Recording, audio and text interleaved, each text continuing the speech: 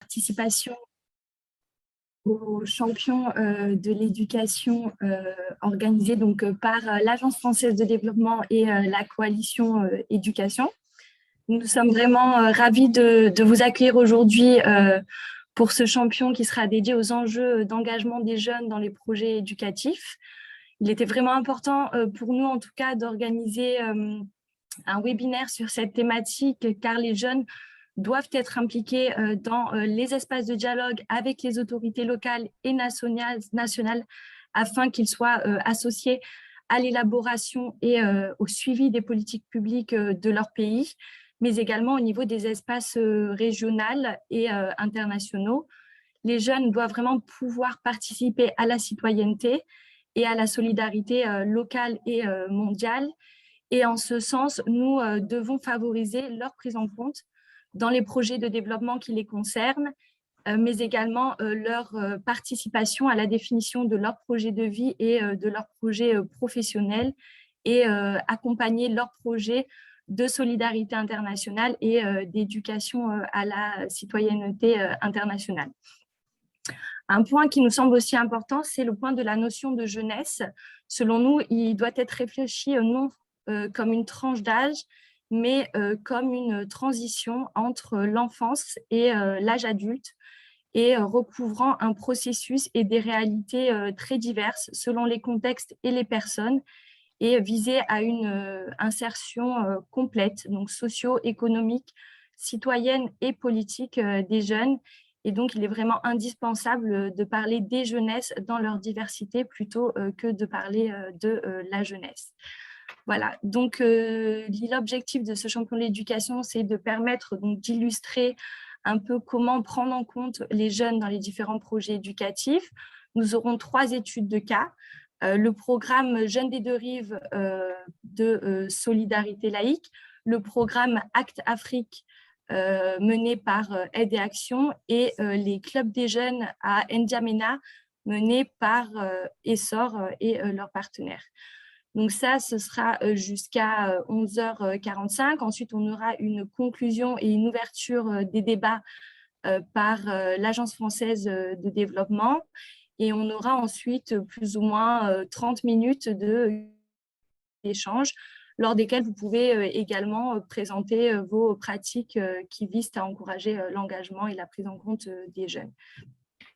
Donc, je vais de ce pas laisser la parole à Jérémy Morfoas, qui est directeur opérationnel éducation à la citoyenneté et à la solidarité internationale chez Solidarité laïque, et qui va donc nous présenter le programme Jeunes des deux rives.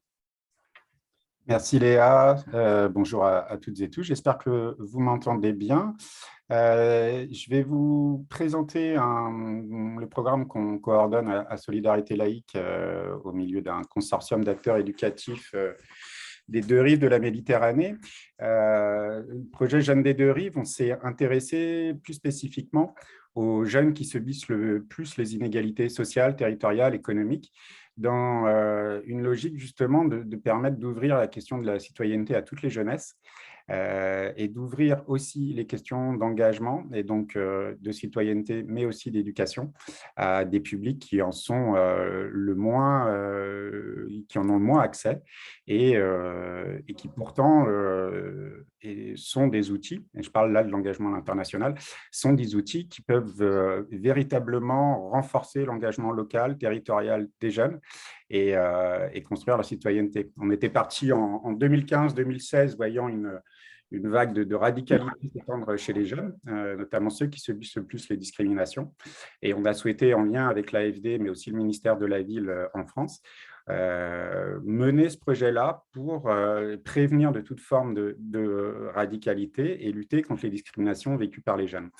Donc, on a construit ce programme Jeunes des deux rives que je vais vous partager, dans une logique de pouvoir renforcer le pouvoir d'agir des jeunes, dans un périmètre qui était délimité entre les jeunes de France, du Maroc, il est toujours d'ailleurs, du Maroc, de Tunisie et d'Algérie.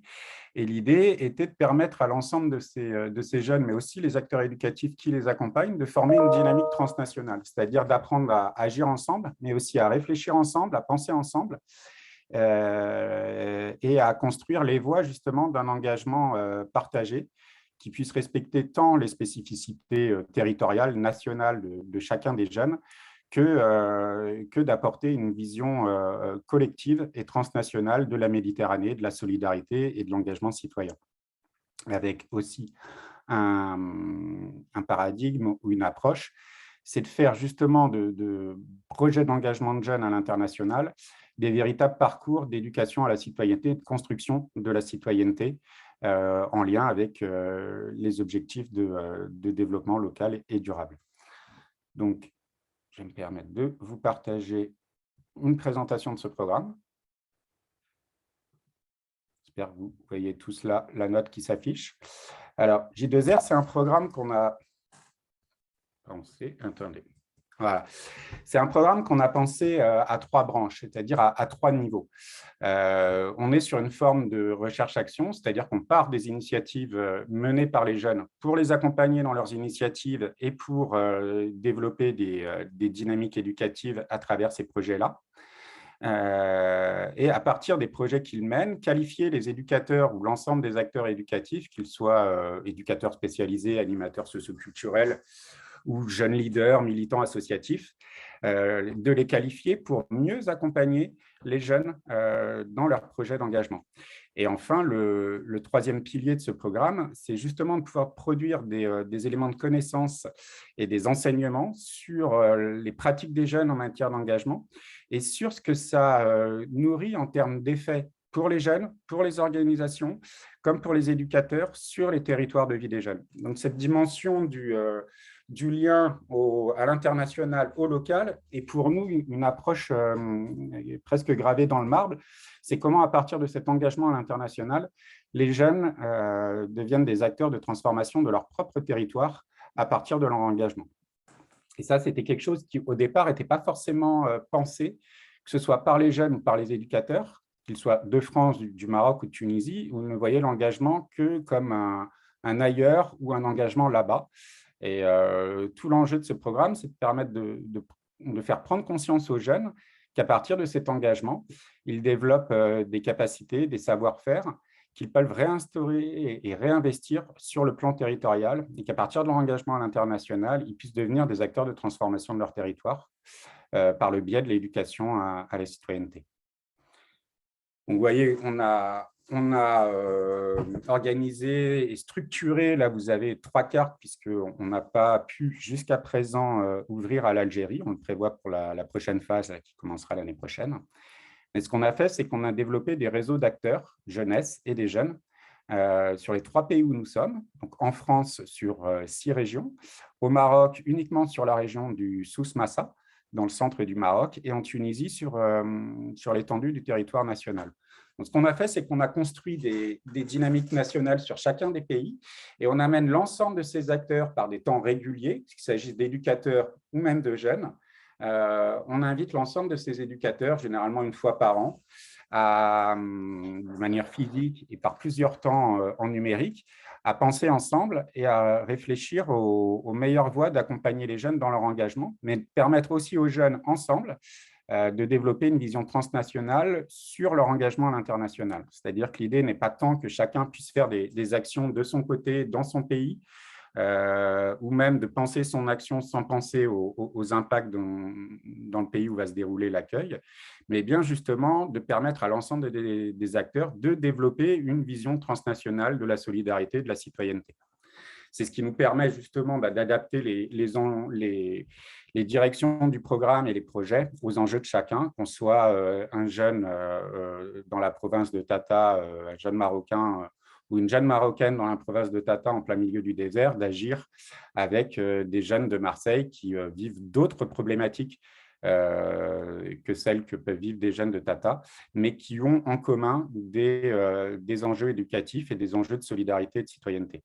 Donc, l'idée, c'est vraiment que chaque partie des jeunes, qu'ils soient en France, au Maroc et en Tunisie, quand ils s'investissent ensemble, ils s'investissent sur une problématique qui leur soit commune, mais qui puisse également les toucher au sein de leur propre territoire. C'est ce qui nous permet justement de travailler en réciprocité et en égalité entre l'ensemble des acteurs et ne pas que ce soit des projets qui soient unilatéraux, ou pensée trop personnelle, pour que vraiment on puisse unir les jeunes autour d'enjeux communs et qui puissent ensuite se réinvestir sur leur territoire. Mais la dimension vraiment de l'accompagnement des jeunes et surtout de la qualification des acteurs éducatifs qui les accompagnent, elle est pour nous indispensable parce qu'on se rend compte qu'on a beaucoup de dispositifs éducatifs qui ne sont pas accessibles à toutes et tous et qu'on a besoin de ces relais éducatifs pour justement mieux ouvrir les jeunes sur ce type de dispositif et leur permettre d'accéder à ces formes d'engagement, surtout pour ceux qui en sont le plus éloignés. C'est pour ça qu'on a une organisation, on va dire, décentrée et déconcentrée, où l'idée est d'assurer une coordination transnationale entre tous ces acteurs, mais également de développer par le biais de têtes de réseau régionales ou nationales des dynamiques locales, comme vous pouvez le voir là sur le schéma que je vous présente. Maintenant, concrètement, en termes opérationnels, je vais vous présenter le dernier document et puis évoquer après les effets qu'on a. Je ne sais pas si vous voyez le dernier document, c'est bon? Donc, ce document-là, il présente toute notre approche dans ce programme-là. L'idée, c'est vraiment de partir des échanges interculturels et solidaires qui se déroulent entre les jeunes français, marocains et tunisiens pour les accompagner dans des dynamiques éducatives. À travers on va dire qu'à travers un projet d'engagement de 2 semaines, 3 semaines en termes de séjour, où les jeunes se rencontrent entre eux et agissent ensemble, c'est une dynamique qu'on va soutenir durant une dizaine de mois, voire presque un an, et sur lesquels on va réussir à mobiliser les jeunes durant ce laps de temps. Et à travers les projets qu'ils mènent avec leurs homologues, justement, on va les ouvrir sur les thématiques déjà éducatives que propose le projet, que ce soit sur des questions économiques, sociales, culturelles. C'est vrai qu'on a beaucoup de projets qui sont sur des questions de développement d'infrastructures sociales, par exemple, mais on a également énormément de projets qui touchent à l'environnement, qui touchent au sujet des discriminations, quelles qu'elles soient, qu'il s'agisse de discrimination sociale, culturelle, économique. On a pas mal de jeunes qui subissent et qui vivent ces discriminations et qui, ensemble, peuvent agir pour lutter contre à travers différents médiums que sont la culture, que sont les arts, que sont les médias. Et à travers ces projets-là, justement, on peut intéresser et faire travailler ces jeunes sur ces thématiques, des thématiques qui rejoignent les objectifs de développement durable, et du coup, renforcer les connaissances de ces jeunes sur ces thématiques, mais surtout renforcer leurs compétences à les exploiter, à les exprimer et à agir sur ces thématiques. Donc, c'est en ce sens-là qu'on considère que nous, on mène réellement des dynamiques éducatives au long cours avec les jeunes à travers leurs projets d'engagement. Et c'est pour ça qu'ensuite, on cherche à mesurer les effets, à qualifier ces effets auprès des jeunes sur les territoires pour démontrer comment les jeunes peuvent devenir des acteurs de transformation de leur territoire, des acteurs de changement, et comment ils peuvent être valorisés en tant qu'acteurs locaux à travers leur implication dans ces projets-là. C'est pour ça qu'on s'associe notamment avec des psychosociologues et des sociologues qui analysent tout ce qu'on fait, qui analysent ce qui se crée chez les jeunes et sur les territoires, mais également pour lesquels on qualifie les éducateurs à agir sur l'ensemble de ces thématiques et à renforcer leur capacité à accompagner les jeunes. Alors, ce qu'on a surtout noté comme outil vraiment extrêmement pertinent et approprié et plébiscité par les jeunes, c'était notamment sur toutes les formes d'expression citoyenne, parce que ça représentait aussi un médium de dialogue et de compréhension entre les jeunes des deux rives, mais aussi entre les jeunes de différents territoires et de différents quartiers. La question du média numérique, on a créé une web TV transnationale qui permet à chaque jeune de s'exprimer, de dialoguer entre eux à distance et de partager leur regard sur le monde.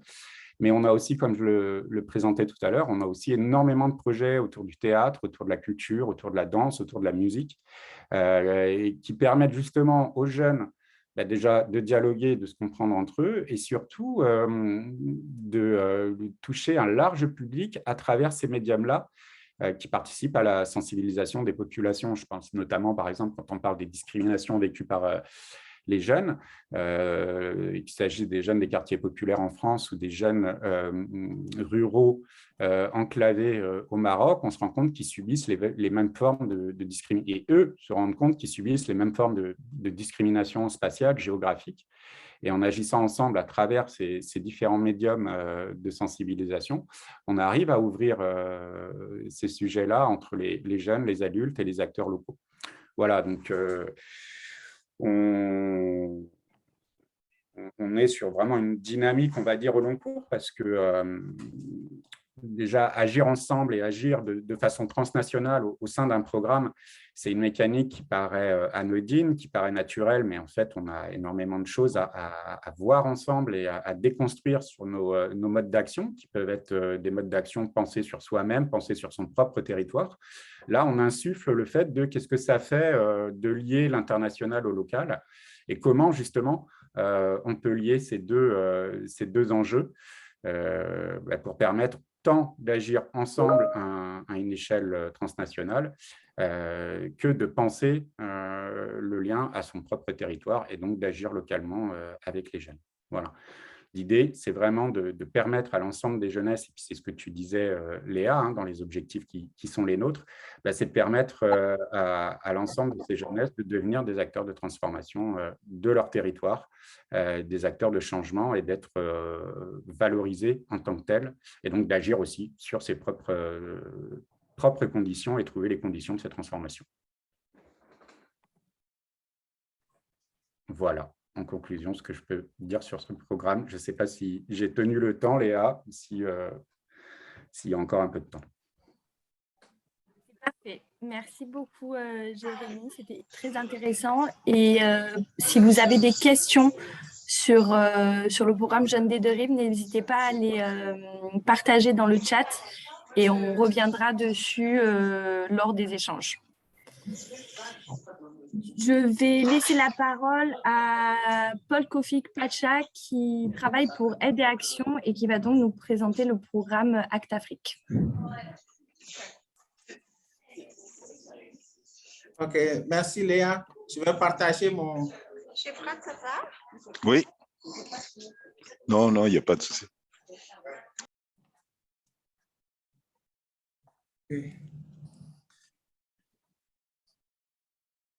Ok, merci Léa. Donc, et je vais vous présenter le projet Action pour la citoyenneté par et pour tous les enfants par l'éducation en Afrique, Act Afrique. Un projet multi-pays sur 4 pays, le Bénin, le Burkina Faso, le Sénégal et le Togo. Tous ces pays sont de l'Afrique de l'Ouest. Le projet Act Afrique a démarré le 15 septembre 2021. C'est un projet cofinancé par Aide et Action Internationale et l'AFD. Un projet de 3 ans. Donc, rapidement, je vais vous présenter le sommaire de ma présentation, le résumé, le rappel des objectifs, la zone de couverture, les cibles, thématiques développées, la démarche méthodologique dans la mise en œuvre du projet, les activités, les innovations et quelques bonnes pratiques. Le projet Act Afrique, comme Léa l'a dit, entend promouvoir les droits des enfants et des jeunes, les droits citoyens des enfants et des jeunes, et les positionner aussi comme des acteurs de changement avec l'accompagnement donc de Aide et Action et des services déconcentrés de l'État dans les différentes communes. Je rappelle que le projet est mis en place, est mis en œuvre dans 8 communes. Donc, en l'occurrence, 2 communes par pays. Et la jeunesse donc, de ces communes, il a été constaté qu'il y a un déficit en matière de citoyenneté, de cohésion sociale et de développement durable. Donc, c'est ce qui a motivé justement le montage de ce projet. Donc, c'est dans le sens de pouvoir et faire des jeunes et des enfants des acteurs de transformation, de changement de leur milieu. Le projet vise aussi à valoriser l'implication des enfants et des jeunes dans les pratiques de socialisation en matière d'instauration de la paix. Et pour cela, le projet vise à renforcer l'accès de tous les enfants et jeunes et publics marginalisés au plein exercice de leurs droits citoyens, et surtout à l'accès à l'état civil, à l'école et aux services sociaux de base. L'état civil parce que c'est le document de base pour toute personne pour pouvoir bénéficier de tous ces droits après, parce que sans l'acte d'état civil, il est difficile d'avoir les autres pièces d'identité et de pouvoir agir comme un jeune citoyen dans sa communauté. Donc, c'est pour cette raison, l'objectif global du projet est de contribuer à un meilleur accès, donc en renforçant le pouvoir d'agir des enfants et des jeunes en matière de citoyenneté, de cohésion sociale et de développement durable. Donc, dans le sens de faire des enfants et des jeunes des acteurs de changement. Donc, comme je l'avais dit, le projet couvre 3 pays, 8 communes. Donc, 2 communes par pays. Les bénéficiaires directs, il s'agit en particulier des enfants. Donc, des enfants de 6 à 15 ans qui proviennent des écoles primaires publiques. Donc, nous avons au total 50 écoles primaires publiques et un total de 37 881 élèves et 820 enseignants. Donc, qui sont les bénéficiaires directs du projet. Au Togo, nous avons 13 établissements scolaires, 10 556 élèves, 239 enseignants. Autres bénéficiaires directs, il s'agit des associations de jeunes. Donc, le projet vise à toucher un total de 100 associations de jeunes sur les 4 pays. Donc, en l'occurrence, 25 associations par pays. Plus des bénéficiaires directs, nous avons les bénéficiaires indirects, que sont les collectivités locales, les services déconcentrés de l'État. Il s'agit de l'éducation, des services des eaux et forêts, de la jeunesse, des différentes communautés, des pays de mise en œuvre du projet, des ONG expertes, de l'association des parents d'élèves, des représentants des quartiers dans lesquels sont mis en œuvre le projet et les enseignants et les populations marginalisées. Les thématiques abordées sont la citoyenneté, le vivre ensemble et le développement durable. Donc, nous avons déjà procédé à une présentation donc, du projet par thématique à tous les bénéficiaires. Donc, ici, quelques photos pour illustrer les séances de présentation du projet aux bénéficiaires que sont les associations de jeunes et les enseignants et les directeurs d'école primaire. La méthodologie adoptée dans le cadre de la mise en œuvre de ce projet est l'approche orientée changement. Pourquoi l'approche orientée changement? Parce que pendant longtemps, les projets ont été montés sur l'approche classique où ce sont les organisations, les ONG, les organisations non gouvernementales qui identifient les activités et les différentes actions et qui viennent vers les bénéficiaires et qui les proposent aux bénéficiaires. Mais on a constaté une certaine limite donc, dans cette manière de faire et aider Action à innover par cette approche où on met directement donc, les cibles au cœur de la mise en œuvre du projet par la responsabilisation et le positionnement donc, de Aider Action comme accompagnateur. Il s'agit donc de pouvoir mobiliser donc les associations de jeunes et les élèves et les enseignants autour des enjeux de citoyenneté, de cohésion sociale et de développement durable. Donc, pour pouvoir amener les jeunes, les élèves et les enseignants donc, dans ce processus d'être de véritables acteurs de changement, l'approche AOC part de cinq étapes. Premièrement, c'est de pouvoir faire une analyse diagnostique avec les jeunes, les élèves, de leur situation actuelle, de relever les difficultés, les problèmes qui sont. Et à partir de cette situation, d'amener ces jeunes à formuler une vision donc, de leur commune, de leur localité, pour une durée de 5 à 10 ans. Qu'est-ce que ces jeunes veulent de leur commune? Comment ils veulent voir quelle photo, quelle image ils veulent de leur commune dans 5-10 ans? Et à partir de cela, identifier les chemins de changement. Comment est-ce qu'ils pourront arriver à cette vision? Et ensuite, donc, de passer à une planification des activités et enfin de faire le suivi.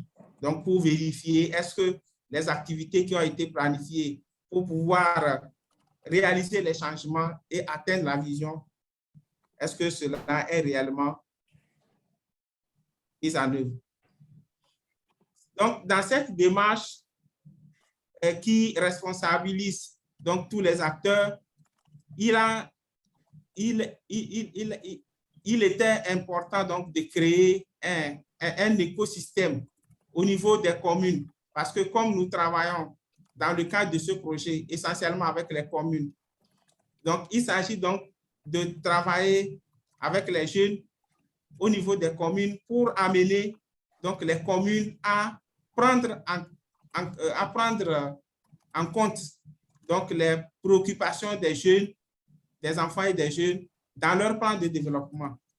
Donc, pour pouvoir accompagner toutes ces structures, il a fallu donc faire une évaluation rapide donc des associations de jeunes pour pouvoir voir quel accompagnement leur donner et organiser ces jeunes en tant qu'association de jeunes et procéder ensuite à une signature de convention de partenariat avec les communes pour que les communes puissent véritablement s'engager donc, dans cette dynamique donc, d'accompagner les jeunes à être des acteurs de changement.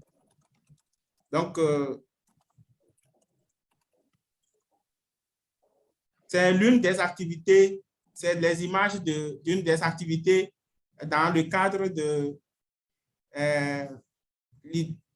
l'identification donc, plutôt de l'analyse du contexte, de l'élaboration de la vision et de l'identification des chemins de changement avec les jeunes donc de la commune d'Agoy 4 au Togo.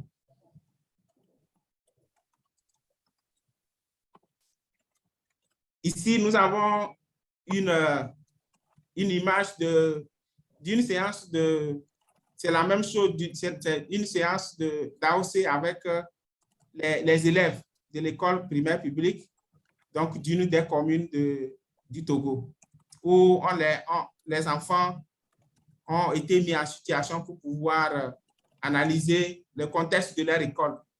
Quelle est la vision que ces enfants ont de leur école dans 5 ans, 10 ans?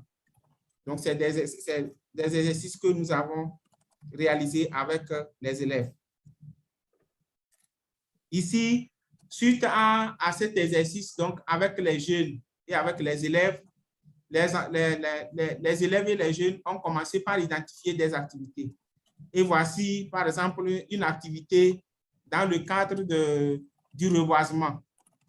Donc, c'est une photo qui présente les activités au niveau des gouvernements scolaires, des associations de jeunes et des gouvernements scolaires des différentes écoles. des 4 pays d'intervention.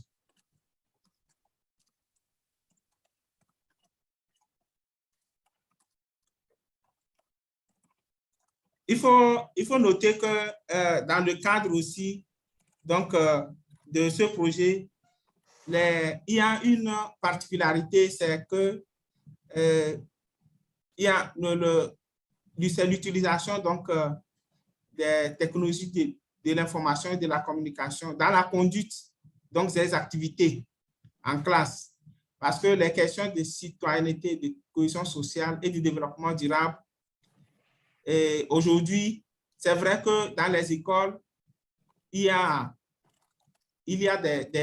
déjà des modules ou un certain nombre de curricula, mais le projet a voulu faire une innovation par l'utilisation donc des TIC pour pouvoir conduire ces activités au niveau des espaces de jeunes et dans les classes au niveau des différents pays.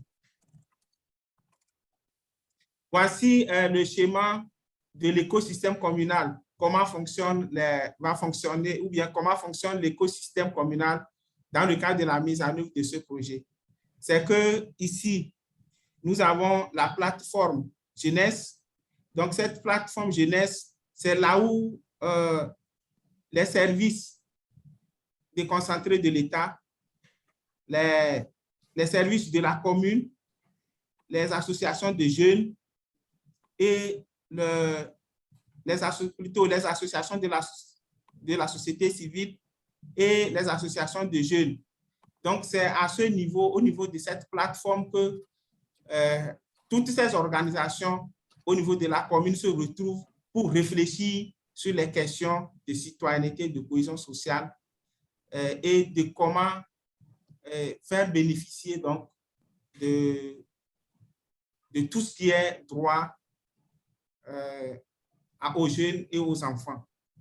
Donc, c'est un système qui est mis en place au niveau de chaque commune et qui va garantir la pérennité du projet parce que il est question de pouvoir accompagner la commune pour qu'elle prenne en compte, que toutes les communes prennent en compte donc tout ce qui concerne les questions de citoyenneté, de cohésion sociale et de développement durable dans leur plan de développement.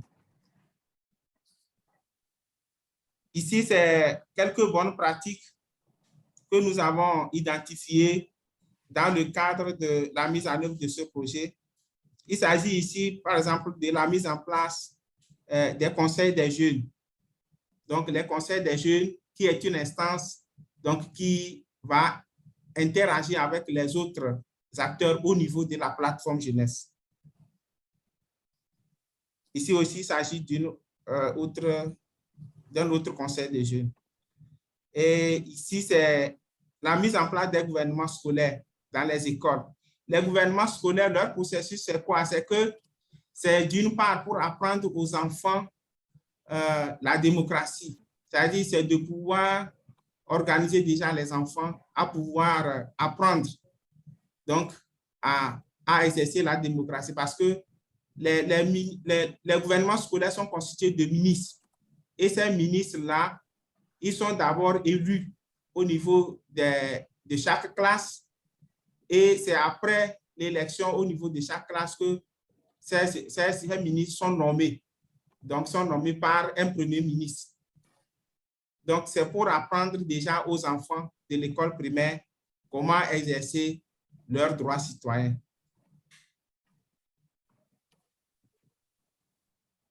Voilà, donc, de façon ramassée, tout ce qui est l'engagement au niveau des jeunes, des enfants et des enseignants dans le cadre de l'accès, dans le cadre de faciliter l'accès aux droits citoyens, aux enfants et aux jeunes au niveau des 4 pays donc, du projet Act Afrique. Je vous remercie.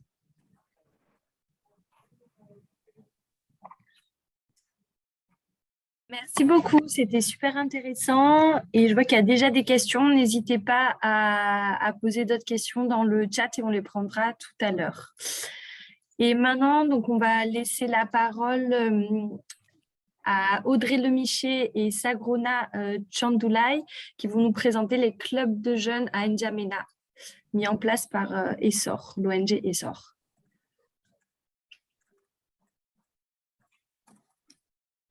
Paul, parfait, merci. Alors, je partage mon écran.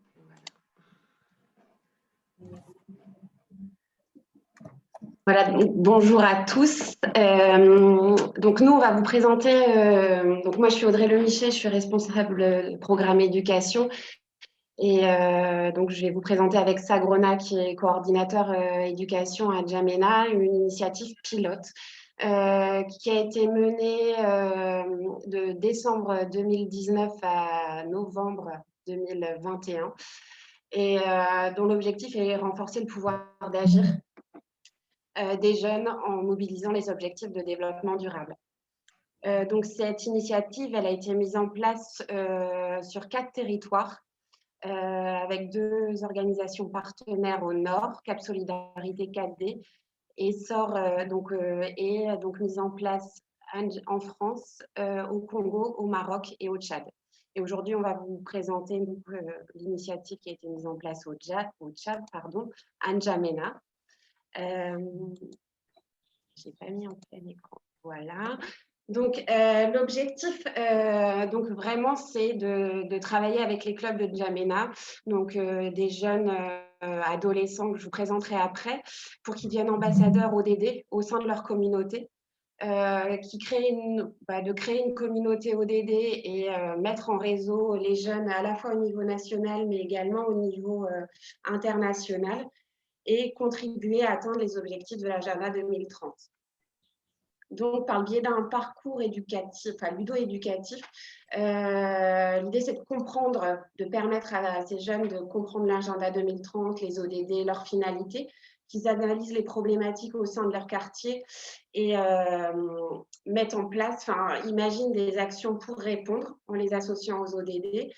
Et ensuite, d'agir en mettant en œuvre un plan d'action communautaire en lien avec ces ODD. Et par le biais de ce parcours et de leur engagement aussi, qui prennent conscience de leurs compétences à la fois individuelles, mais collectives également. Donc, en fait, il y a une formation initiale à la base de ces clubs des jeunes sur un parcours qui comprend à peu près 4 modules et en fait qui va finalement permettre aux jeunes de se mettre en action par la suite pour mener des actions au sein de la communauté et plus largement. Donc les clubs des jeunes, c'est quoi? Ce sont des organisations en fait composées d'adolescents avec qui on a déjà en fait travaillé, qui ont suivi une méthodologie qui s'appelle la méthodologie du parcours citoyen, où ils sont réunis pendant 5 mois, 2 à 3 fois par semaine, à la fois autour d'ateliers thématiques sur des grandes thématiques mensuelles autour du vivre ensemble, de l'adolescence, de la santé, prévention, de la culture de la paix et aussi leur relation aux autres. Et également des ateliers, également une autre activité qui peut être une visite externe, une activité où le jeune aussi multiplie ses connaissances au sein de la communauté, une activité multiplicatrice. Il mène également des actions citoyennes, des activités culturelles et sportives. Et à la fin de chaque mois, les jeunes dans ce parcours réfléchissent aussi sur un projet de vie par le biais d'un atelier d'initiation pré-professionnelle. Et à la fin de ce parcours, donc qui concerne les jeunes de 14 à 18 ans, on propose aux jeunes d'intégrer un club des jeunes. Et c'est avec ces jeunes qui étaient finalement au départ regroupés mais pas accompagnés qu'on a décidé de travailler, de poursuivre les actions. Donc à N'Djamena, on a 5 clubs des jeunes qui sont composés dans les quartiers de Gassi, Walia, Chagua, Dumbé et Djari, donc des quartiers où on met en place le parcours citoyen. Et c'est vrai qu'au terme, en fait, finalement, dans ces clubs de jeunes, où les jeunes sont quand même assez nombreux, il y a la moitié, 50% des jeunes qui sont actifs et engagés sur des activités de formation, des activités culturelles, des activités génératrices de revenus ou des sensibilisations à la fois dans les quartiers ou dans la ville. Et l'organisation également de conférences débats ou de théâtre forum.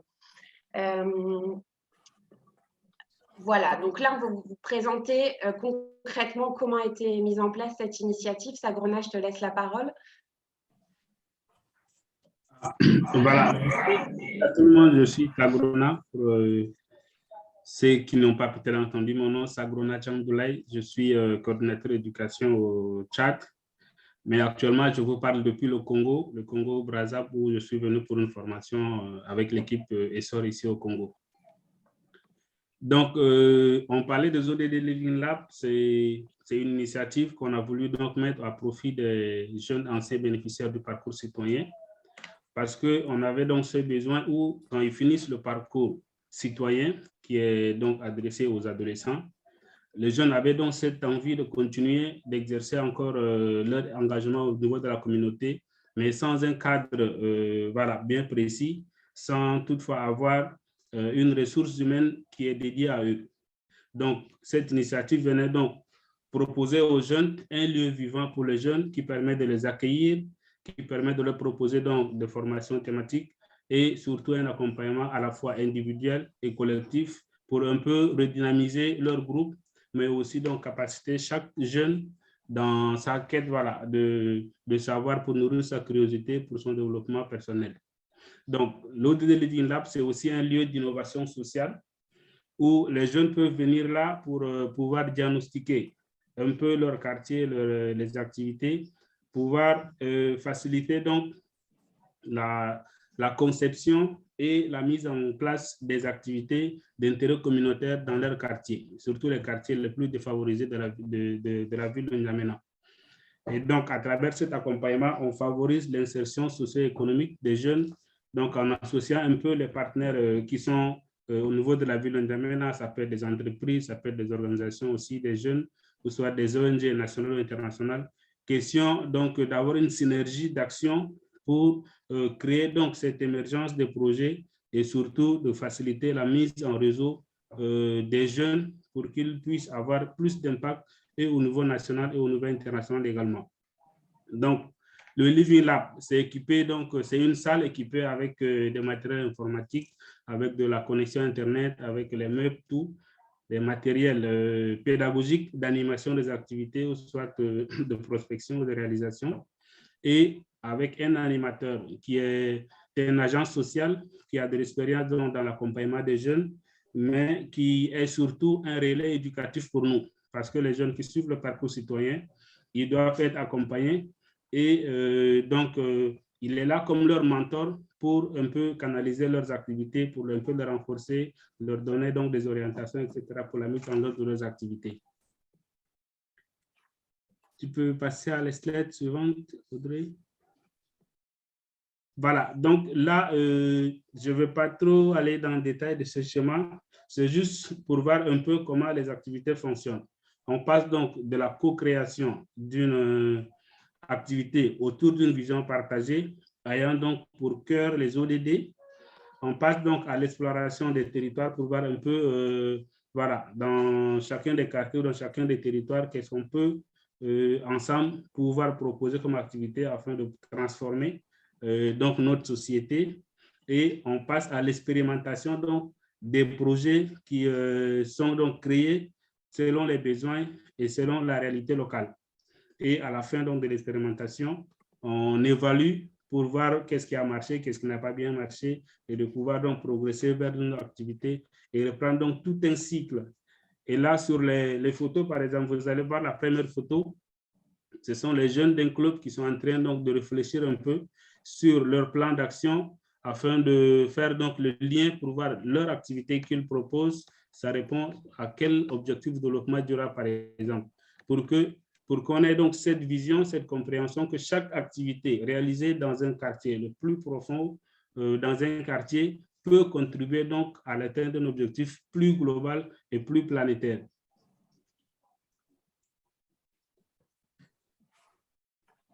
Voilà, donc en dehors de l'accueil et de l'accompagnement qu'on propose aux jeunes, on a donc un parcours type qui est un parcours intégré, voilà, composé de 4 ateliers thématiques. Le premier, ça concerne donc un peu de la culture, avec pour objectif donc de capaciter les jeunes et de faire développer en eux l'esprit critique. Donc là, on essaie de faire naître en eux, de faire progresser en eux la pensée critique est une compétence importante pour les jeunes. Ensuite, on fait donc la deuxième activité, c'est un peu lié à la connexion pour permettre aux jeunes d'analyser des situations, problèmes dans les quartiers ou soit des situations qui soient des situations favorables et de faire surtout les liens entre leur plan d'action et les objectifs de développement durable en favorisant donc les actions qui sont mises en place par les jeunes dans leurs différents quartiers là. Ensuite, la troisième session leur propose donc des sessions à travers des jeux ludiques, bien sûr, d'être les ambassadeurs des objectifs de développement durable. Et là, on parle de la communauté. L'objectif donc est d'amener les jeunes à mettre ensemble leurs compétences individuelles au service du collectif, en fait.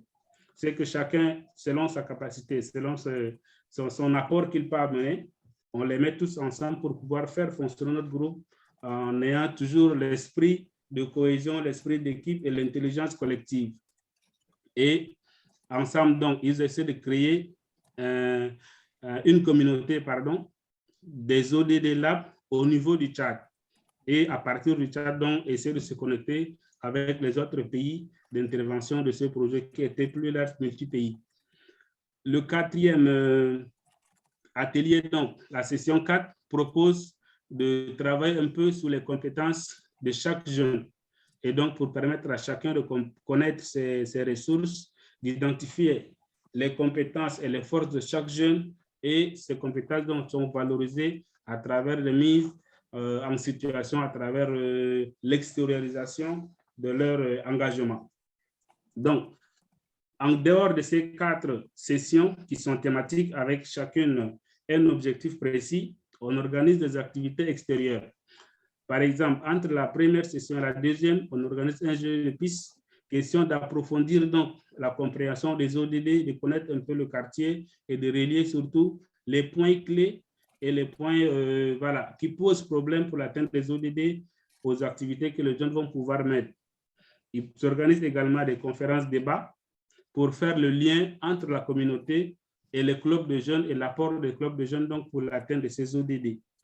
Et entre la troisième et la quatrième session, on propose donc, les jeunes présentent le parcours ODD aux autorités locales. Ça peut être à la commune, ça peut être voilà, les élus locaux, soit des associations des quartiers, pour un peu partager avec eux ce que les jeunes font, mais aussi donc de défendre un peu leur plan d'action afin de capter un peu l'attention, de pouvoir plaider pour qu'ils aient un peu d'accompagnement, surtout des moyens pour la mise en œuvre de leurs activités qui sont contenues dans leur plan d'action.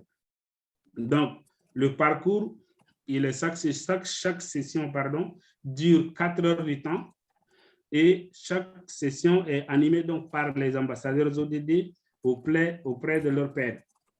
Et donc, on commence toujours par un pré et on finit par un post-test, question d'évaluer aussi le niveau d'acquisition des connaissances et de percevoir un peu le niveau d'évolution de ces connaissances-là. Et donc, les tests, on les fait aussi en ligne à travers les post-tests sur le Global Step. Donc, le Living Lab a la connexion et les ordinateurs qui permettront aux jeunes de poursuivre leur formation plus tard. Et donc, tout au long de l'animation, les jeunes sont accompagnés donc, pour être renforcés un peu en termes de techniques d'animation, de gestion des situations difficiles. Ça peut être aussi sur des formations thématiques, par exemple, pour renforcer leur capacité pour qu'ils soient plus aptes à animer donc, ce parcours sur les ODD.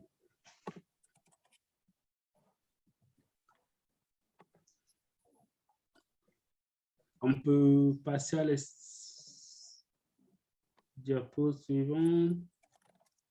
Je suis un peu rapide, mais bon, comme vous l'avez déjà si bien dit, on peut poser des questions si on n'a pas saisi certaines parties. Donc ici, on a donc remis là quelques activités que le club ont réalisées. Donc 30 jeunes ont été formés. Ils sont issus de 5 quartiers d'intervention et ils sont donc promus ambassadeurs et ils ont répliqué donc ces formations dans leurs quartiers respectifs. Et voilà, donc partant de Walia, Dembeka, Sinjari et à Chagua. Donc, en tout, ils ont formé donc les jeunes, les membres de leur club respectif. Ils ont, dans leur engagement et leur plan d'action, organisé des journées d'hygiène et de salubrité dans leurs différents quartiers. Ils ont organisé, par exemple, des séances de nettoyage et de curage des caniveaux, soit de creuser les caniveaux traditionnels pour lutter un peu contre l'inondation durant la saison de pluie. Et voilà, leur maison de jeunes, les centres où ils mettent des activités, ils nettoient ça de temps en temps pour un peu mettre la propriété. Et voilà, soit le bureau de la municipalité aussi, qui ont été donc nettoyés de temps à autre. Non, non, pas du tout. Je te fais rapidement un débrief. On a eu Anne-Flore, on a eu... Elle est stressée, Juliette? Oui, elle est un peu en panique. Voilà, l'organisation de journées de sensibilisation aussi sur la scolarisation et les défis à l'école. Ah non, mais c'est pas quelques activités. Non, mais pour les œufs, ça avance et tout, c'est bon. Mais en gros... Attention, on entend Oui. quelqu'un parler. Merci de couper vos micros si vous n'intervenez pas. On peut avancer, Audrey?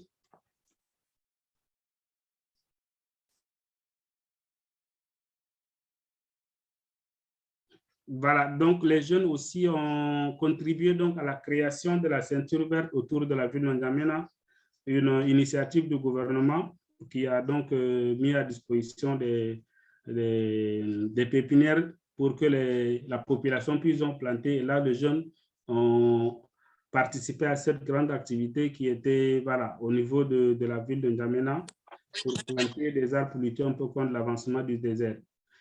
Ils ont participé aussi à la Semaine mondiale de l'entrepreneuriat au Tchad qui s'est déroulée du 6 au 12 décembre et à travers donc une rubrique qui a appelé le Parlement des ODD, une sorte de compétition d'art oratoire, donc les jeunes pour un peu vulgariser, pour un peu défendre l'importance de chacun de ces objectifs de développement durable contenus dans l'agenda 2030.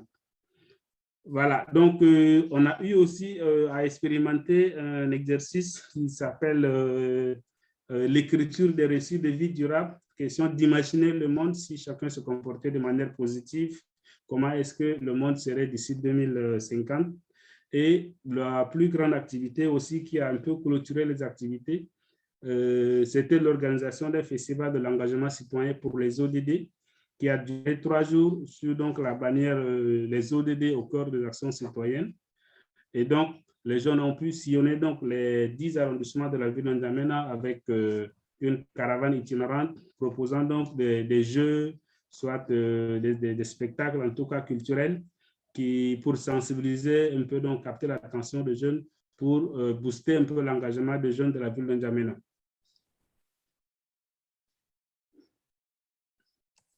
Voilà, donc comme on a vu dans la première slide, il y avait l'objectif donc de créer un réseau entre ces différents jeunes des différents quartiers au niveau de la ville de N'Djamena, mais aussi de créer donc les échanges entre les jeunes du Tchad, ceux du Congo, et ceux du Maroc et ceux de la France.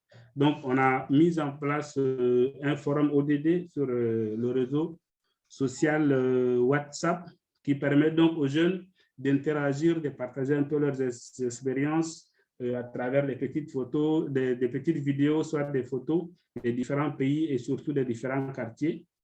Et on a aussi une page Facebook qui permet donc voilà, de booster la visibilité sur les réseaux sociaux et à travers une page Facebook dénommée ODD Lab. Et donc, ces 2 outils, par exemple, virtuels, permettent donc de booster un peu l'engagement des jeunes pour échanger entre eux, mais aussi de voilà, un peu communiquer autour des actions qui sont réalisées dans les différents pays et de booster la visibilité et pourquoi pas donc de vendre un peu ce qu'ils font pour inspirer d'autres jeunes de différents pays aussi.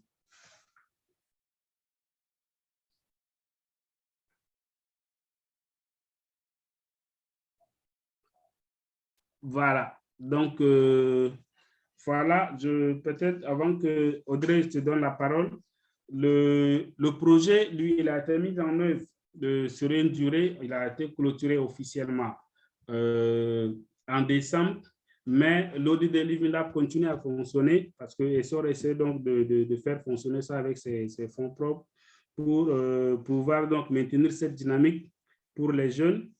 Et au jour d'aujourd'hui, ces différents clubs de jeunes, par exemple, ils sont réunis en réseau pour continuer à mettre leurs actions au niveau de la ville de N'Djamena et ils sont en train donc de poursuivre un peu de chercher la reconnaissance officielle au niveau des autorités compétentes pour être un club formel. Parce que les clubs qui fonctionnent actuellement, ils sont un regroupement de jeunes qui ne sont pas forcément formels, même s'il y en a qui ont des autorisations communales. Mais la plupart, c'est des jeunes qui fonctionnent juste, qui sont reconnus, visibles dans le quartier, mais qui n'ont pas vraiment une personnalité juridique. Et donc, étant en réseau, ils peuvent mieux encore s'entendre, mieux coordonner leurs activités pour aller de l'avant. Je te laisse peut-être, Audrey, revenir sur quelques... Merci beaucoup. Il nous reste une demi-heure en fait, pour le temps d'échange. Je pense que vous avez des questions qui vous sont adressées dans le fil de discussion et on pourra donc compléter le propos. Juste pour conclure et avant d'ouvrir la séquence de questions-réponses, je voulais vous remercier pour la richesse, la qualité de vos présentations et des projets que vous portez qui illustre parfaitement comment des projets peuvent impliquer les jeunesses et les accompagner dans l'expression, la construction de leur citoyenneté. On l'a vu, ce sont des projets donc, qui permettent, et comme le disait Léa en introduction, aux jeunes un apprentissage de la vie démocratique, une incitation à l'action commune, qui permettent de favoriser l'apprentissage de leurs droits, de développer les capacités à être acteurs de changement. Vous l'avez beaucoup souligné dans vos différentes présentations. Et à préparer une citoyenneté active. Les trois structures qu'on a entendues, on a la chance à l'AFD de les soutenir via le dispositif Initiative OSC. Et ça illustre bien combien l'AFD porte une attention toute particulière à la place des jeunesses dans les projets d'éducation sur le terrain, mais aussi dans des projets d'EXI qui permettent d'encourager les enfants et les jeunes à devenir des citoyens concernés et engagés. Et à noter justement, je voulais profiter de ce moment pour vous partager une information, un événement qui est organisé le 6 octobre, et donc c'est un Save the Date que je vous adresse. Le 6 octobre 2022, toute la journée, un événement organisé par l'AFD et le groupe de concertation sur l'EXI qui s'intitule « Comment l'éducation apporte des réponses à la complexité du monde ». Relever les défis du siècle. Donc, on vous adressera le Save the Date, donc pour le 6 octobre, et l'invitation et le programme dans les jours à venir. Et enfin, et pour rejoindre une question qui a été posée dans le fil de discussion par une de mes collègues de l'AFD, revenir sur l'enjeu de la place des jeunesses que tu pointais, Léa, en introduction, pour vous indiquer rapidement que l'AFD s'est engagée à rendre les jeunesses actrices pour au moins la moitié de ses projets à travers sa stratégie 100% lien social, que ces jeunesses, effectivement, comme tu le pointais, Léa, forment un vecteur essentiel d'une insertion intégrale, tout à la fois économique et professionnelle, sociale, citoyenne, environnementale et climatique. Et pour mobiliser ces jeunesses, le volontariat est un levier intéressant qui permet cette insertion intégrale. Et à noter que l'AFD a signé un accord en décembre 2021, mais tu me corrigeras, Noémie, si besoin, pour faciliter l'intégration des volontaires dans au moins la moitié des projets soutenus. Voilà. Et donc, pour conclure, comme tout champion de l'éducation, ce temps dédié au partage de pratiques autour de projets concrets et de méthodologies de travail s'accompagne d'un temps d'échange et de questions-réponses. Donc, on a une demi-heure pour ce temps de questions-réponses, mais avant, je voulais aussi en profiter pour accueillir dans ces champions de l'éducation mon collègue Philippe Cabin. Philippe, je ne sais pas si tu es connecté. Voilà, qui voulait, on en profitait pour qu'il puisse se présenter rapidement. puisque ce sera un interlocuteur clé pour vous, ONG d'éducation, à l'AFD dans les prochains mois. Oui, merci Florence. Bonjour, bonjour à toutes et à tous. Donc, je suis Philippe Cabin. Je travaille dans la même structure de la division DPA-OSC que Florence. Certains d'entre vous me connaissent. Donc, effectivement, je vais prendre le relais de Florence sur une partie importante des projets éducation qui sont soutenus par la division. Pour ceux qui me connaissent, ils savent que je travaille déjà sur les sujets migration et donc je connais déjà très bien le projet Jeunes des Deux Rives qui a été présenté par Jérémy tout à l'heure. Je travaillais aussi, donc je vais continuer à suivre les projets de migration. Je travaillais aussi sur des projets en Haïti. Je vois qu'il y a des collègues d'un enfant par la main notamment. Donc effectivement, on vous confirmera tout ça de façon un peu plus formelle. Mais les projets Haïti seront pris par une autre collègue. Voilà. En tout cas, moi, je suis très heureux de suivre ce portefeuille qui m'intéresse particulièrement, que je connais à la fois par mes expériences passées au sein de l'AFD et puis par d'autres expériences avant l'AFD. Donc voilà, je suis très heureux et je trouve que c'est vraiment une très belle entrée en matière que ces trois projets. Donc, un que je connaissais très bien, mais les deux autres que je découvre et qui sont tout à fait passionnants et en même temps extrêmement complémentaires les uns par rapport aux autres et qui montrent un peu la richesse de toutes les activités que vous animez. Donc voilà, très heureux et donc on va se revoir tous très bientôt. Merci. Merci Philippe. Du coup, Léa, c'est toi qui reprends la main sur le fil de discussion. Comment tu veux? Comme tu veux. Vas-y, je t'en prie. Merci Florence. Donc du coup, il y avait deux premières questions qui étaient adressées à Jérémy, il me semble. Jérémy, je ne sais pas si tu as pu les voir ou si tu as besoin qu'on te les reprécise. Ouais. Oui, c'est bon, j'ai les mêmes 4 questions, je crois. Ouais, voilà. Ok, bon, super, je te laisse répondre alors. D'accord. Alors, la première, c'était comment sont identifiés les jeunes. En fait, les jeunes sont ceux qui fréquentent les espaces des associations partenaires. Donc, c'est beaucoup des espaces territoriaux. C'est beaucoup en France d'espaces jeunes, de clubs jeunesse au sein des quartiers. C'est plutôt des associations de jeunes au Maroc et en Tunisie. Mais dans la mesure où on travaille sur l'échelon territorial, on s'appuie sur les organisations qui interviennent auprès des jeunes dans les territoires et qui sont repérées par les jeunes. Donc, c'est pour ça aussi qu'on travaille avec des éducateurs et des structures éducatives parce qu'elles sont repérées par les jeunes et c'est leur entrée dans le programme. La deuxième question, c'était qui renforce les capacités des éducateurs.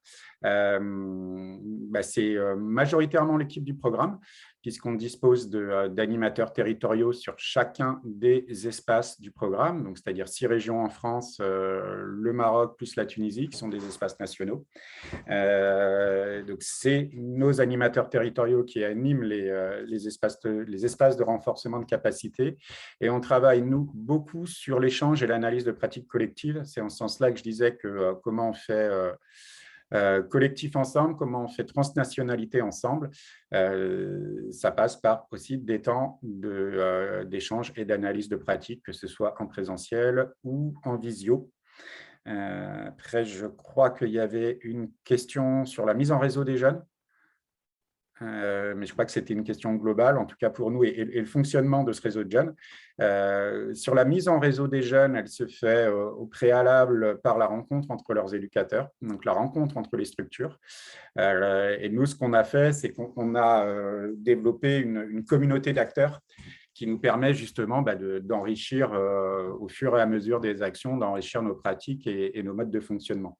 Et ce qui met littéralement et véritablement en réseau les jeunes, c'est les rencontres nationales qu'on peut faire, mais c'est aussi et surtout le média qu'on a créé. Je vais vous mettre le lien dans la barre de discussion. le média Jeunes des Deux Rives. Et donc, la question du numérique, je vous mets le lien là à l'instant en copie. Et une dernière question qui était de Noémie sur la mobilisation des dispositifs de volontariat locaux et internationaux. Alors, complètement. Nous, on s'appuie sur les dispositifs JSI et BBVSI du ministère de l'Europe et des Affaires étrangères qui est coordonné par le FONGEP. Donc, des dispositifs de soutien au volontariat de solidarité, volontariat court, qui permettent d'associer 2 groupes de jeunes et de les soutenir dans leur démarche, mais surtout de les accompagner dans leur démarche au-delà du soutien financier. Et l'idée étant de vraiment avoir une vision en termes de parcours d'engagement et donc de partir de ces volontariats collectifs courts que sont les JSI, VVSI pour permettre aux jeunes qui veulent poursuivre et prolonger leur engagement, de participer à des missions de service civique à l'international ou des missions de volontariat de solidarité internationale, et ce, dans les 3 sens, qu'il s'agisse Maroc, Tunisie, France, mais également Maroc, Tunisie, Tunisie, Maroc. Voilà. Merci beaucoup, Jérémy. Essor, il y a quelques questions qui vous sont adressées. Est-ce que vous avez pu en prendre connaissance ou est-ce que vous voulez qu'on vous les récapitule?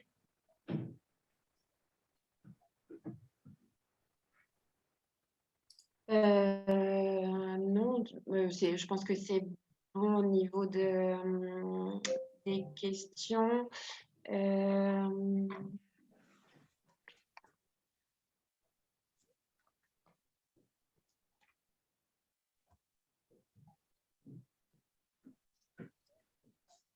J'avais vu, le projet Club des jeunes arrive à son terme. Quel est le dispositif de pérennisation mis en place? Oui. Sagrona, est-ce que tu veux répondre? Oui, pour répondre à cette question, je pense en termes de pérennisation, parce que ça fait 2 questions. Il y a une autre question, est-ce que le pouvoir public s'approprie aussi de cette méthode pour la pérenniser? Pour l'instant, nous, on travaille selon la méthodologie d'Essor pour faire le transfert des compétences donc, à une OCB, à une association locale. On a une association donc, de droit tchadien qui est partenaire de mise en œuvre.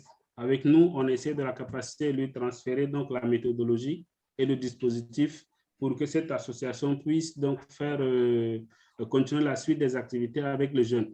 Et donc, dans la même lancée, on essaie d'impliquer au maximum le réseau des clubs de jeunes pour qu'ils puissent eux aussi être acteurs et de pouvoir donc cerner tout le contour et à eux de piloter dans le long terme, bien sûr, c'est ce dispositif qui est le leur. Mais on n'a pas pour le moment donc une collaboration, je dirais, formelle avec le pouvoir public qui va garantir ça. Parce qu'au niveau du Tchad, les communes n'ont pas forcément de fonds disponibles pour accompagner ce genre d'initiatives des jeunes. Mais donc, nous, on s'efforce, nous, Essor, on s'efforce donc de trouver des moyens pour faire fonctionner, pour ne pas que le Living Lab soit fermé, de faire tourner en attendant, donc de chercher, de toquer un peu partout afin de trouver un financement pour la suite des activités, en fait, pour booster encore l'engagement des jeunes. Et la deuxième question, c'était est-ce qu'il y a des volontaires? Pour l'instant, on n'a pas de volontaires en tant que tel, mais on a des personnels communautaires, ça veut dire issus des différentes associations communautaires de base qui nous proposent donc des personnes qui donnent une partie de leur temps à accompagner les jeunes. Et nous, on essaie de leur capacité de le former sur la base déjà de leur expérience pour que ces jeunes puissent accompagner voilà, les différents clubs de jeunes. Peut-être pour terminer sur la troisième question, voilà, est-ce que les animateurs sont tous des locaux? Je dirais oui. Et ce sont donc des jeunes tchadiens, on n'a pas des jeunes d'autres pays ou d'autres nationalités. Et leur formation, ça concerne donc la méthodologie d'animation du parcours, le parcours ODD. Et on accompagne donc la méthodologie avec certaines techniques d'animation qu'on essaie de les capaciter là-dessus, un peu sur les techniques de gestion de groupe, mais aussi de formations transversales, par exemple sur la prise de vue, pour un peu faire des photos de qualité, pour faire monter des petites séquences de vidéos, pour poster, pour partager leur expérience. Et tout ça donc se base sur la pédagogie active et l'éducation par pair. Donc, c'est un dispositif d'accompagnement de ces jeunes. Donc, ils sont issus de ces différents clubs de jeunes qui sont sélectionnés et formés, accompagnés par la suite en formation continue. Je ne sais pas si Audrey, tu as des choses à compléter. Non, c'est super complet. Merci, Sagrona. Merci.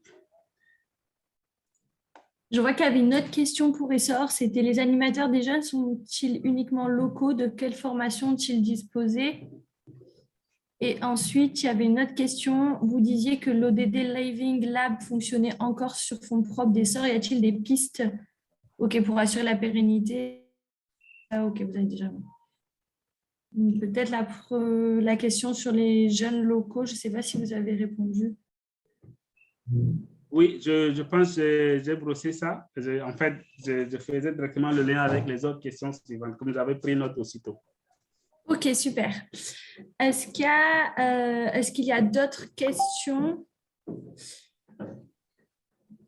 Ou alors, est-ce qu'il y a des expériences pratiques à partager? Je sais qu'il y avait une personne qui m'avait écrit qui souhaitait partager une expérience. Donc, en tout cas, n'hésitez pas à lever la main si vous souhaitez prendre la parole. Il nous reste encore 15 minutes d'échange. Jérémy.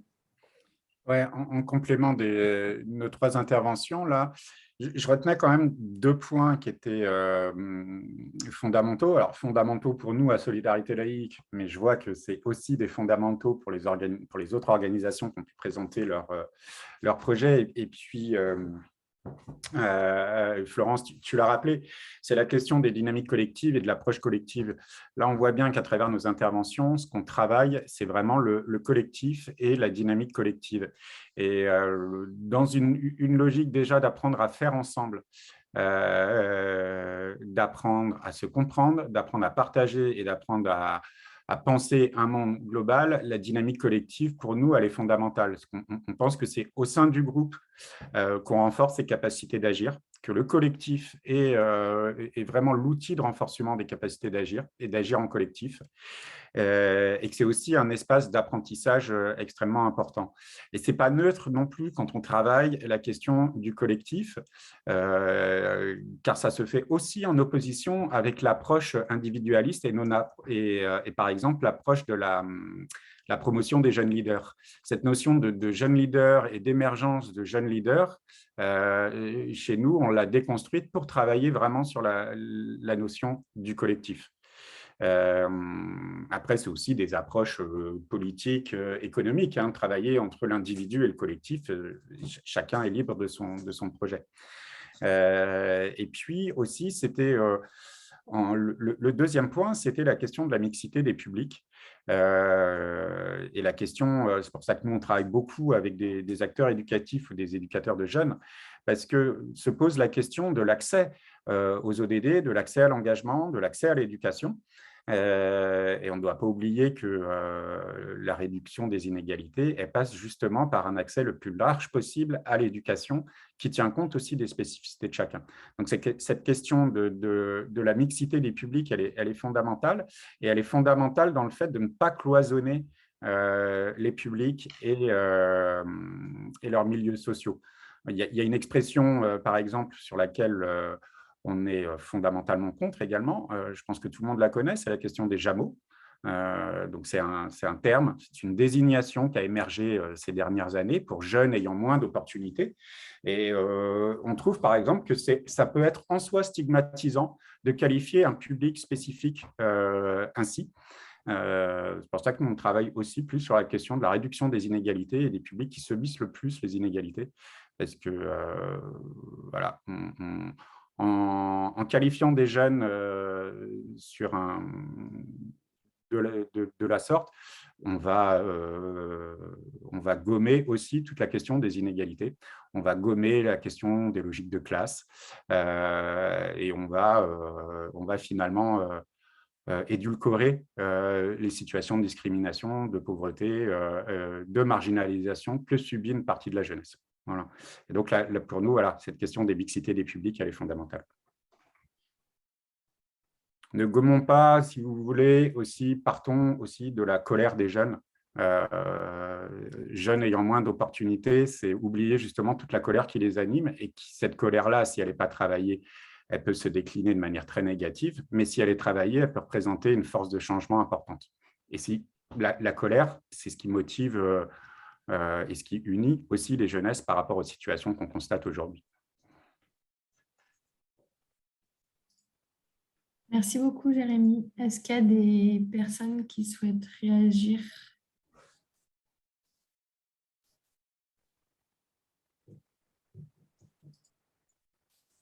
Oui, oui, allô. Oui, c'est Paul. Je voulais partager cette expérience avec vous sur le projet ACT Afrique.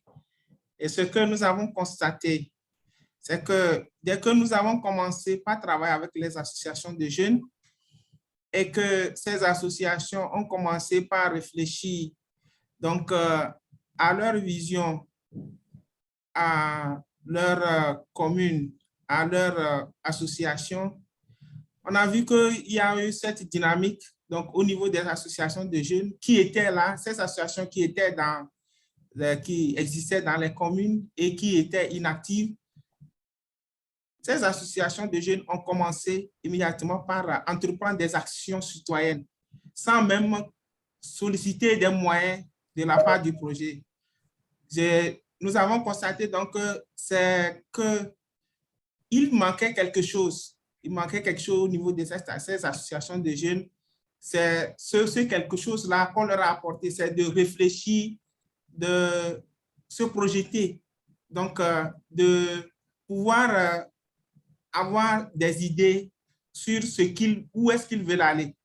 Parce qu'ils avaient créé des associations, ils étaient là, mais ils n'avaient pas vraiment cette opportunité de réfléchir sur ce qu'ils pouvaient faire. Dès que le projet est venu et qu'on a commencé par travailler organiser ces jeunes à réfléchir à leur vision, à leur chemin de changement, ces jeunes ont commencé immédiatement à transformer même leur milieu par des actions citoyennes, des actions de salubrité publique, des actions de reboisement qui sont des actions que le gouvernement même voulait mettre en place dans ces communes, mais qui avaient de la difficulté à mobiliser ces jeunes. Donc, c'est pour dire que la valeur ajoutée vraiment de ces projets sur la citoyenneté au niveau des jeunes est très importante et que les jeunes qui regorgent de beaucoup de potentialité d'énergie attendent souvent et il faut des actions similaires pour pouvoir les booster, quoi.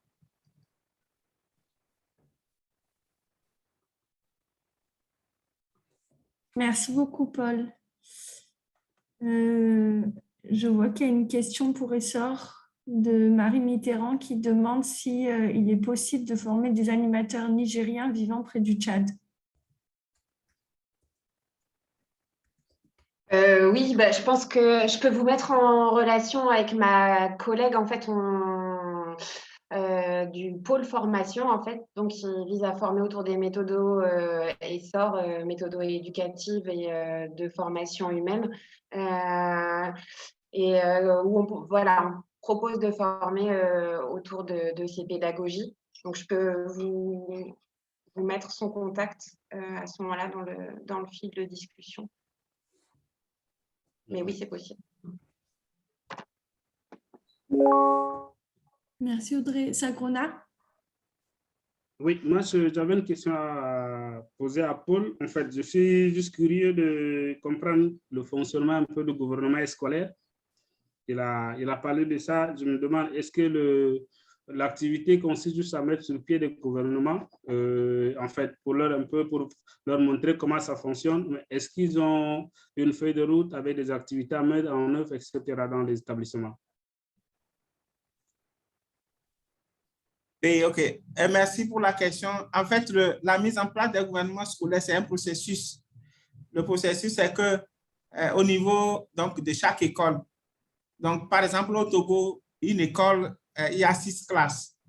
Donc, c'est d'abord de pouvoir former donc, les enfants de chaque classe, de les former sur ce que c'est que le gouvernement scolaire. Qu'est-ce que vous entendez par le gouvernement scolaire? Le gouvernement scolaire, donc, c'est une institution à l'image du gouvernement, donc composé des ministres. Maintenant, quand vous allez former ces jeunes, c'est plutôt ces enfants, sur la composition d'un gouvernement, tout ça, vous faites un travail de diagnostic avec ces enfants. Dans leur école, ils identifient donc les goulots d'étranglement. Qu'est-ce qui constitue leurs problèmes dans l'école? Et c'est à partir donc de ces problèmes identifiés qu'ils vont proposer donc des ministères pour pouvoir donc gérer ces problèmes-là. Exemple, au Togo, on a des enfants identifié un problème d'insalubrité dans leur école. Donc, ils ont créé un ministère chargé de la salubrité au niveau de l'école. Donc, ce n'est pas des ministères comme le ministère de la Santé, des ministères, mais c'est des ministères dont l'appellation correspond aux problèmes identifiés par les enfants dans leur école. Donc, il y a un ministère chargé, par exemple, de la discipline à l'école pour organiser, plutôt aider les autres enfants, accompagner les autres enfants à pouvoir être disciplinés. Donc, c'est un processus comme ça qu'on établit, on identifie les problèmes au niveau de l'école et c'est sur la base de ces problèmes que les ministères sont identifiés. Donc, il n'y a pas, ça dépend des écoles. Ouais. Donc, on peut avoir 5 ministères ici, on peut avoir dans une école et avoir 10 ministères dans l'autre école. Donc, ça dépend, donc, le nombre de ministères dépend donc des difficultés ou des problèmes identifiés au niveau de l'école. Et ça fonctionne exactement comme un gouvernement. Donc, ces enfants-là, chaque ministre travaille coordonné par un premier ministre.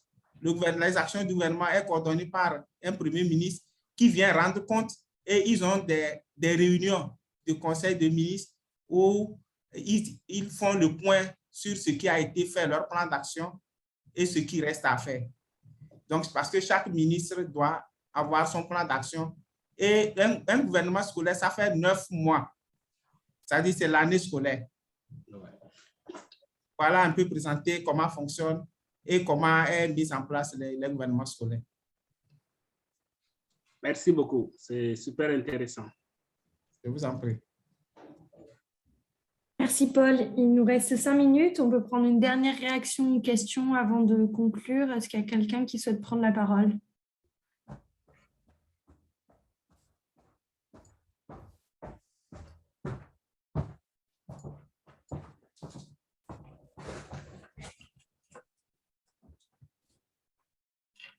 Ok, bon, bah alors on va conclure. Bah, déjà, merci beaucoup à tous les intervenants et les intervenantes pour la richesse.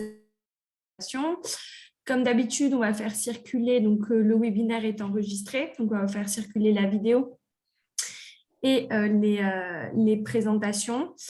Voilà, si vous avez d'autres ressources à nous partager en lien avec la thématique, n'hésitez pas à nous les communiquer et on pourra aussi les intégrer dans le Drive, les champions de l'éducation. Le prochain rendez-vous, donc, c'est le 20 septembre et ça portera sur éducation et numérique. Donc, si vous souhaitez intervenir, n'hésitez pas à revenir vers nous et nous proposer les programmes que vous souhaitez présenter. Et voilà, encore un immense merci à tout le monde pour votre participation. Merci. Au revoir. Merci beaucoup. Merci beaucoup. Au revoir. Au revoir à tout le monde. Merci à tous.